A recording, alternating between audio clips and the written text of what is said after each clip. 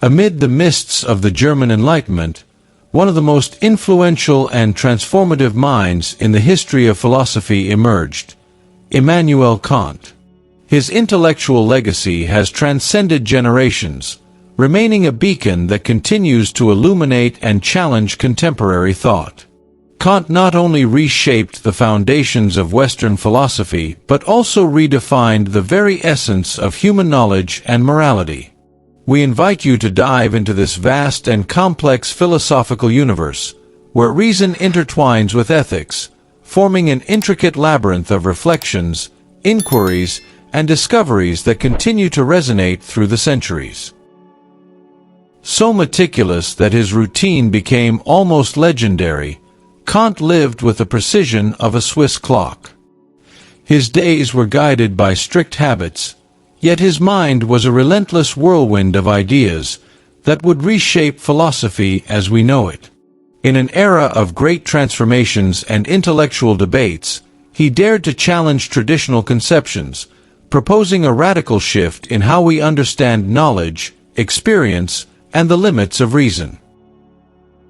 Born in 1724 in the city of Königsberg, in East Prussia, Kant grew up in a period of intellectual effervescence, where science, religion, and philosophy competed for space and influence.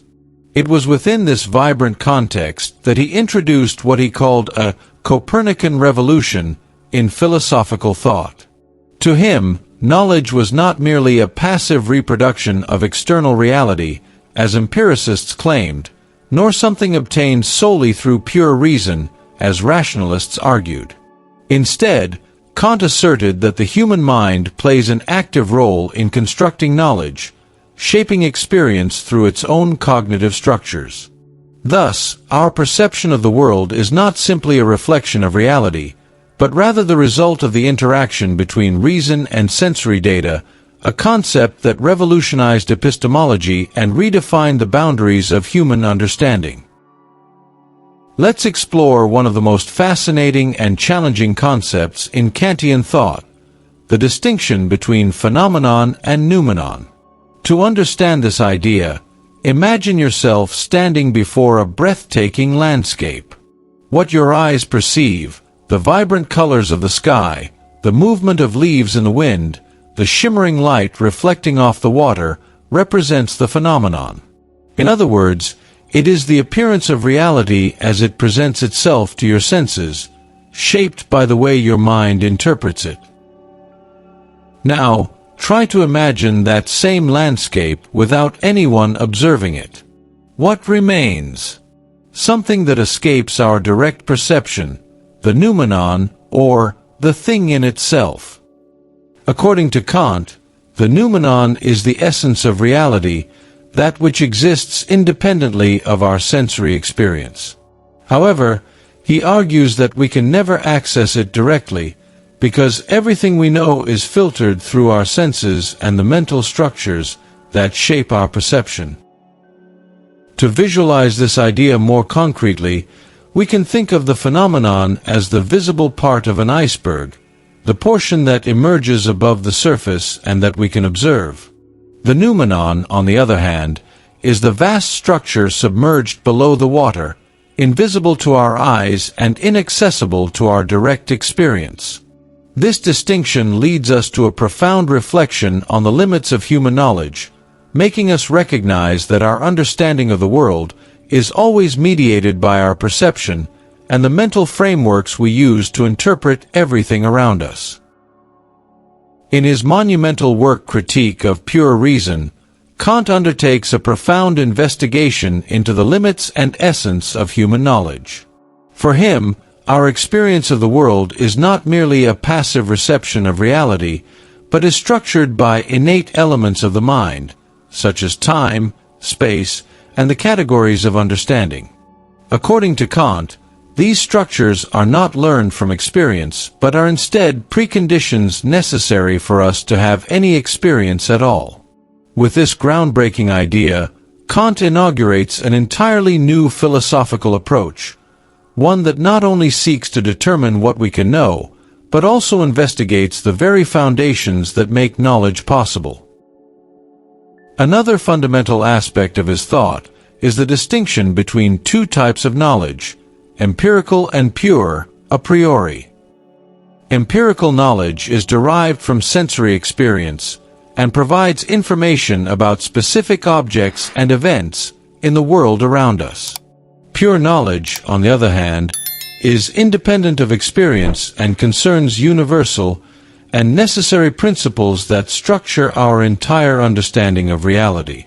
This differentiation is crucial to Kant's critique of both empiricism, which reduces knowledge to sensory experience, and rationalism, which assumes the possibility of knowing absolute truths without any empirical basis. By establishing these limits and possibilities of human understanding, Kant not only reshaped philosophy but also laid the groundwork for a new way of thinking about reason, science, and the very nature of reality. However, Kant does not confine himself solely to the analysis of theoretical knowledge. He also addresses some of the deepest questions of ethics, developing an innovative moral theory. In his critique of practical reason, he introduces the concept of the categorical imperative, which states that we must act only according to maxims that we could will to become universal laws. For Kant, morality should not be guided by personal interests, desires, or the consequences of actions, but rather by an absolute and unconditional rational principle that applies equally to all rational beings. This approach gives human will autonomy a central role in Kant's moral philosophy. Kant argues that the true dignity of a human being lies in their ability to act according to reason, regardless of external circumstances or subjective inclinations. Morality, therefore, is not determined by rewards or punishments, but by our rational capacity to recognize and fulfill duty. In this way, his ethics distances itself both from utilitarianism, which bases morality on consequences, and from theories that subordinate morality to religious or cultural precepts. In addition to his contributions to epistemology and ethics, Kant also had a lasting influence on aesthetics. In his critique of judgment, he explores the nature of the beautiful and the sublime, suggesting that aesthetic judgment has a universal character, but at the same time, it cannot be reduced to rigid rules or logical concepts. For him, the aesthetic experience is not determined by practical or utilitarian interests, but arises from a feeling of disinterested contemplation, revealing a harmony between our sensibility and our faculty of understanding. This view paved the way for new reflections on art, taste, and subjectivity in aesthetic experience. Kant also advocated for a cosmopolitan vision of humanity, emphasizing the moral interconnectedness of all rational beings.